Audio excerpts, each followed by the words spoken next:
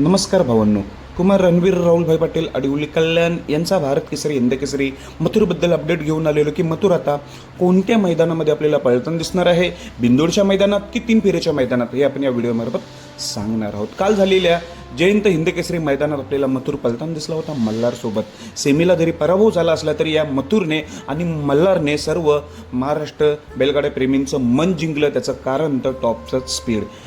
त्या सेमीमध्ये लखन आणि सर्जा ही गाडी होती. खरं तरी फॉर्च्युनरची 1 नंबरची गाडी होती. त्यामुळे या टॉप गाडीला घासाघाशी लढतीत लढत दिलेली आहे. काटाकीर लढतीमध्ये थोडक्यात पराभव झालेला आहे मथुर मल्हारचा. आणि स्पीड बघितलं तर डोळ्याचं पारणं फेडणारा स्पीड होता कालच्या सेमीमध्ये. त्यामुळे मथुरने आणि मल्हारने मनं जिंकलेली आहेत जरी पराभव झालेला असला तरी. आता पुढची अपडेट मथुर कधी दिसणार आहे, कोणत्या मैदानात, तत्पूर्वी मी सांगू इच्छितो की आपला मथुरचे जे मालक आहेत राहुलदादा पाटील उद्या आपल्याला 28 तारखेला एका शॉपच्या उद्घाटन निमित्त जाताना दिसणार आहेत. म्हणजेच काय, उद्या जे शॉप ओपन होतंय त्या शॉपचं नाव असणार आहे मथुर 1001. एवढं मोठं नाव दिलेलं आहे त्या शॉपसाठी, मथुर 1001. त्या शॉपच्या उद्घाटनासाठी राहुलदादा तर 100% जाणार आहेत. उद्या मथुर जाईल की नाही याची मला अपडेट नाही, पण राहुलदादा 100% जातील. पण मथुर आता कोणत्या मैदानात दिसणार आहे, बिनजोड की 3 फेरीचं? तर भावांनो, 3 फेरीच्याच मैदानात 100% पळताना दिसणार आहे. तर ते कोणते म्हणजे मौजे वेरगाव, तालुका मावळ, आई एकविरा केसरी 2026.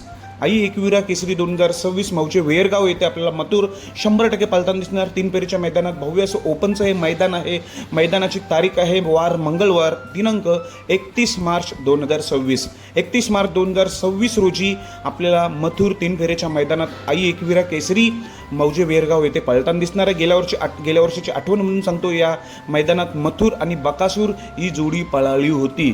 यावेळी देखील टॉपचाच पैरा असणार आहे. कोण असेल ते अजून माहिती नाही, पण 31 मार्चला आपला मथुर 3 फेरीच्या मैदानासाठी सज्ज झालेला आहे. खरं तर या मैदानामध्ये मुंबई आणि पुणेची सर्व टॉप नंदी सर्व पळणार आहेत. मला वाटतं, मी अंदाज सांगतोय, 70 ते 80 गट 100% होतील. कारण की मुंबईचे सर्व बिंदोडची बैल आहेत ह्या 3 फेरीच्या मैदानात पळताना दिसतील.